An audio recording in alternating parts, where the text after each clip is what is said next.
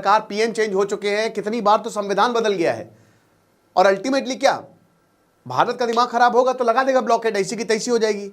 और आप भारत से ही मदद ले रहे हैं।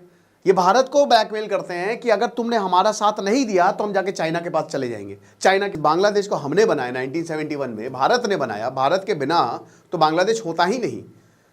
आज वही बांग्लादेश, वहाँ के जो स्टूडेंट के ऊपर जिनको बोला गया था ये क्रांति लेके आए, वो ये कह रहे हैं कि 1971 1971 के जो भी यादें थी सब मिटा दो। नए तरीके से वो किताबें लिख रहे हैं।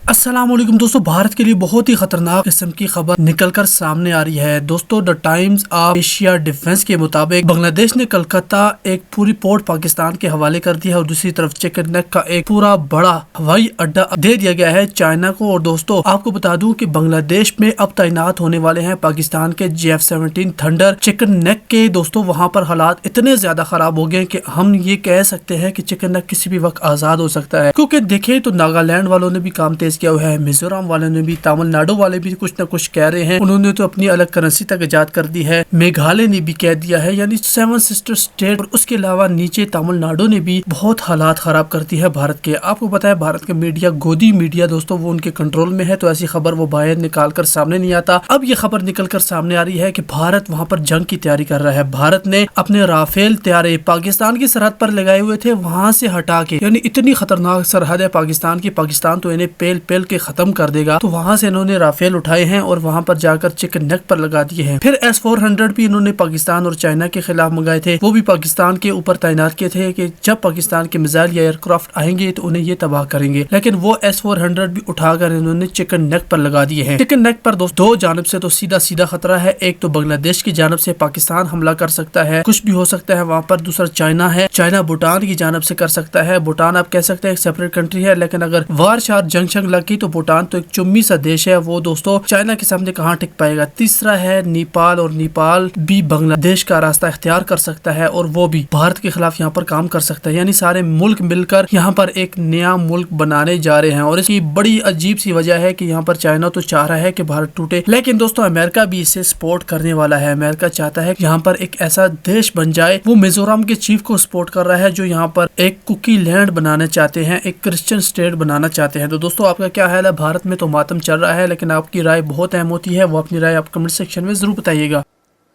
आप विश्वास नहीं करेंगे, मंगला पोर्ट, इधर बांग्लादेश चाइना से कह रहा है कि ये हमारा पोर्ट है, आप आ जाइए यहाँ पे। आप समझ रहे हैं इसका मतलब क्या है? कि बिल्कुल सिलीगुड़ी कॉरिडोर के पास चाइना को बिठाया जा रहा है। बांग्लादेश कह रहा है कि आप जैसे आपने पाकिस्तान के जो पायलट्स हैं उनको ट्रेनिंग दी है, आप हमारे पायलट्स को ट्रेनिंग दीजिए, आप हमको वो प्लेन दीजिए जो आपने पाकिस्तान को दिए हैं। ये सारी बातें जो हैं बांग्लादेश कह रहा है। ऐसा चाइना के साथ रिलेशन बना के चल रहा है, तो भारत क्या करे? लेकिन आपको क्या करना है मैं आपको बताऊंगा इस शानदार मॉड्यूल में। द सुपीरियर मैन्स वे, मात्र 300 रुपये का कोर्स है दोस्तों। आज लास्ट डेट है कूपन की, तो इसकी हम 15 अप्रैल से क्लास शुरू करेंगे और आपकी वैलिडिटी 15 अप्रैल से ही शुरू होगी। फर्स्ट कम फर्स्ट सर्व का फायदा उठाएं। ये टोटल 7 लेक्चर्स हैं, 5 किताबों का रिव्यू। प्राइमरी सोर्स मेरा द डेविड गीटा की किताब ही रहेगी। How to deal with women, कैसे जीते अपनी ज़िंदगी को, पोलैरिटी एनर्जी, ये सब हम बात करेंगे। बहुत मदद होगी आपको। डिस्क्रिप्शन कमेंट बॉक्स में कोर्स का लिंक दिया, वहाँ से आप अवेल कर सकते हैं। तो जो मोहम्मद यूनुस है ना, वो समझ ही नहीं रहे हैं। ये इतनी कंट्रोवर्सी पे कंट्रोवर्सी। अब इंडिया के लिए दिक्कत क्या है? इंडिया के लिए प्रॉब्लम ये है कि इंडिया कोई मिलिट्री ऑपरेशन तो चला नहीं सकता, ठीक है। इंडिया चाहे तो चला सकता है, लेकिन वो अभी कोई भी नहीं है। एक और चीज़ है, बांग्लादेश भारत से मदद ले रहा है ना। बांग्लादेश जो है भारत से मदद ले रहा है। अभी बायलैटरल मीटिंग हुई पीएम मोदी की। पीएम मोदी मिले मोहम्मद यूनुस से और साफ साफ बोला कि ये नफरत मत फैलाओ, ऐसा कोई भी बातें मत बोलो जिसकी वजह से प्रॉब्लम हो। लेकिन स्ट्रैटेजिक अलाइनमेंट ऑफ चाइना सीधा मोहम्मद यूनुस की दिख रही है। एक्चुअली बांग्लादेश को चाहिए मनी। देखिए, आपने नफरत फैला ली, आपने माइनॉरिटीज़ को मार दिया। अब ये कह रहे हैं कि बहुत ज़्यादा ज़रूरी है, क्योंकि अगर हमको सेल्फ स्टीम बचानी है और आज़ादी बचा के रखनी है तो हमको चाइना के साथ जाना पड़ेगा। जब से शेख हसीना गई हैं ये चाइना से, क्योंकि देखिए पहले शेख हसीना गई थी, मात्र $300 मिलियन दिए थे तो लात मार के भाग गई थी शेख हसीना। लेकिन मोहम्मद यूनुस, क्योंकि भाई देखिए चाइना शेख हसीना को पसंद नहीं करता था क्योंकि वो भारत के साथ थी।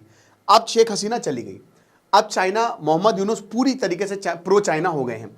तो जाहिर सी बात है कोई ना कोई एग्रीमेंट साइन कर ही लेंगे आगे आने वाले समय में। और चाइना तो चाहती है कि भैया सिलीगुड़ी कॉरिडोर के पास जो है हम बैठ जाएं। अगर आप डोकलाम इशू देखो, ओल्डी बेग रोड इशू देखो, ये सब जितने भी इशूज़ हैं ना, नेपाल का इशू देखो, ये इसी ट्राई जंक्शन पे हैं जहाँ से सिलीगुड़ी कॉरिडोर जाता है। और वो चाहता ही है कि कट कर दे। चाइना का तो यही प्लान है, ठीक है। और उसके इस प्लान में जो साथ देगा बहुत अच्छा है। तो इस समय बांग्लादेश का साथ उसको चाहिए था, लेकिन अभी तक मिल नहीं रहा था। और अब मोहम्मद यूनुस खुल के कह रहे हैं कि नहीं नहीं, आपका ही है नॉर्थ, जो 7 सिस्टर्स है आपके ही हैं, ये हिसाब किताब। तो जो यूनुस की फॉरेन पॉलिसी है ये क्या कर रही है, ये बेसिकली डोमेस्टिक क्राइसिस इस समय खड़ी हो गई है। बीएनपी इलेक्शन हुए नहीं है, जो बांग्लादेश नेशनलिस्ट पार्टी कह रही है कि इलेक्शन करवाओ, तुरंत इलेक्शन करवाओ, क्योंकि उनको पता यही जीतेंगे, कट्टर है ये लोग, यही जीतेंगे। इधर शाकिब अल हसन के भैया अवामी लीग के थे ना नेता, उनकी सारी प्रॉपर्टी को जब्त कर लिया गया है। बांग्लादेश में हर जगह कियोस फैला हुआ है। मिलिट्री क्या कह रही है, वकार उस जमान, इनके तख्ता पलट की बात थी तो वकार उस जमान ने कहा जो भारत के खिलाफ, अब कायदे से करना क्या चाहिए कि भारत के साथ आए, लेकिन ये नफरत जो है इन्होंने पहले ही बोल दी थी। और इसका पता है रिजल्ट क्या होगा, एलिमेंट्स को जो है मोहम्मद यूनुस जबरदस्त सपोर्ट कर रहे हैं। जो स्टूडेंट आए थे क्रांति लेके वो गए, है ना। मैं उनसे पूछना चाहता हूं, जो उस समय बहुत बड़ी बड़ी बातें कर रहे थे, आज कहां है वो? आज कहीं नहीं दिखेंगे आपको। आज वहां पे इस्लामिस्ट अलाइन स्टूडेंट एक्टिविस्ट जो है वो काफी अपैरेंट हो गए हैं, वो सरकार में आ गए हैं। 2024 की अपराइजिंग में सेकेंड इस्लामिक रिपब्लिक बोला कि हम बनाएंगे 1971 के लिबरेशन वॉर को, जो भी एंटी इंडिया से, मतलब जो सिंबल है हड़ा हट, दोबारा से इतिहास को लिखो, एंटी इंडिया स्टैंड लो, ये कर रहे हैं। और बाकी के सब चले गए। बहुत बड़ी अपॉर्चुनिटी थी बांग्लादेश के पास, लेकिन उसने क्या चुना? उसने अपनी तबाही चुनी, उसने अपनी बर्बादी चुनी कि हम बर्बाद होंगे। तुरंत इलेक्शन कराते, अभी तक इलेक्शन हो जाते, आप जलाते ना, एक डेमोक्रेटिक सरकार चलाते, आप भारत से अच्छे और अच्छे रिश्ते रखते तो बहुत अच्छा होता। भाई भारत से आपका ट्रेड डिपेंड है, आपका बंगाल से ट्रेड डिपेंड है, आपका नॉर्थ ईस्ट से ट्रेड डिपेंड है। तुम्हारी अकल पे पर्दा पड़ा है क्या? तुम्हारा चाइना से नहीं डिपेंड है, ना ही चाइना से तुम्हारा बॉर्डर, वो भूल जाओ तुम कि चाइना से तुम्हारी रोड नहीं आ रही है, चाइना से तुम्हारी रेलवे लाइन नहीं आ रही है, भारत से आ रही है, भारत से तुम्हारे पोर्ट्स कनेक्टेड हैं। तुमको इतनी अकल नहीं है, तुमको बस अपने ईगो को सेटिस्फाई करना है। और ये चीज जो है ये समझ नहीं। अब देखिए, जो स्वामी प्रभु, पता नहीं इनका क्या हुआ, इस्कॉन के जो स्वामी चिन्मय प्रभु थे, नहीं पता कहां है ये, किधर चले गए। आप समझ रहे हैं? आपको नहीं पता है कि आखिरकार ये कहां गए, अभी तक इनका हुआ क्या है। इनकी न्यूज एकदम से ही गायब हो गई। मुझे भी नहीं पता, मैंने सर्च करने की कोशिश की, but I was not able to find. Sedition charges, देशद्रोह के चार्जेस पे इनको मुकदमा चलाया गया था, इनको गिरफ्तार कर लिया गया था। 1.5 करोड़ माइनॉरिटीज खतरे में हैं। लगातार हर दिन जो है उनके ऊपर वायलेंस हो रहा है, कुछ नहीं हो रहा है। मोहम्मद यूनुस हाथ पे हाथ धरे बैठे हुए हैं, और बीएनपी कह रही है कि इलेक्शन करवाओ, चाहे जो भी हो। अब तो ये संविधान, नए संविधान की बात कर रहे हैं कि स्ट्रक्चरल रिफॉर्म्स लेके आओ, है ना, संविधान बनाओ, एक नया संविधान हमको चाहिए। और यही नए संविधान एकदम पाकिस्तान जैसा, और पाकिस्तान जैसा बर्बाद। बट फिर भी आप बोलेंगे कि पाकिस्तान फिर भी स्टेबल है। ऐसी भयंकर कट्टरता पाकिस्तान में भी आपको देखने को नहीं मिलेगी। लेकिन यहां तो अलग ही लेवल पे चीजें चली गई हैं, और इंटरनल डिवीजन जो है वो यूनुस को सूट करेंगे।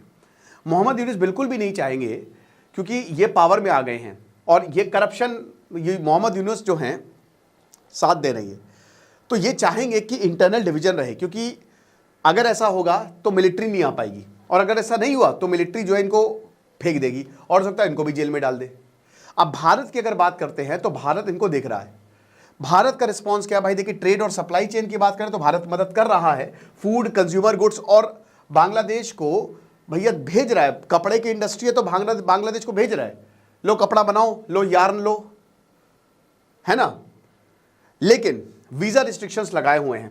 वीजा रिस्ट्रिक्शंस नहीं, जो स्मॉल ट्रेडर्स को, और जो भी भारत आते हैं, अब इसमें कुछ हैं बांग्लादेश की, क्या से तो कोलकाता की इकोनॉमी जो है वो गड़बड़ है। क्योंकि ऐसे तो हम चले जाते थे, जो हमारा सामान ज़रूरत का ले आते थे, बॉर्डर खाली नाम मात्र का है इंडिया और बांग्लादेश का। लेकिन अब ऐसा नहीं है, अब यहाँ पे स्क्रूटनी की जा रही है। आप समझ रहे हैं ना कि ये चीज़ें बहुत गड़बड़ कर देगा भारत के लिए। और अगर बांग्लादेश, पाकिस्तान और इधर पोर्ट पे चला जाता है तो इनके, ये क्या नाम है, चाइना के गोद में बैठ जाता है, तो ये भारत के लिए बहुत बड़ी प्रॉब्लम हो जाएगी। क्योंकि ऑलरेडी एक ड्रग क्राइसिस है इंडिया में, जो पाकिस्तान एक्सपोर्ट करता है, और यहाँ से आसानी से ड्रग्स आ सकते हैं। 4000 किलोमीटर का बॉर्डर है, सबसे बड़ा बॉर्डर हम चाइना, बांग्लादेश के साथ ही जो है वो शेयर करते हैं, समझ रहे हैं। तो ये चीज़ है, तो पाकिस्तान रिटर्न हो रहा है। ढाका ये कह रहा है कि नहीं नहीं पाकिस्तान के साथ हम काम करेंगे। हालांकि मुझे लगता है कि अगर मिलिट्री का टेक ओवर होगा तो शायद ये भारत के फेवर में जाएगा, क्योंकि भारत ने ही तख्ता पलट को बचाया था। तो भारत का ऐसा नहीं है कि अभी भी हाथ है, भारत देख रहा है, भारत चीज़ें ऑब्जर्व कर रहा है। लेकिन on the other hand Bharat को अपने इंटरेस्ट के लिए भी काम करना है। डेफिनेटली आर्मी इस पे देख रही होगी, बट ये अब वक्त आ गया कि ये जो चिकन नेक कॉरिडोर है इसको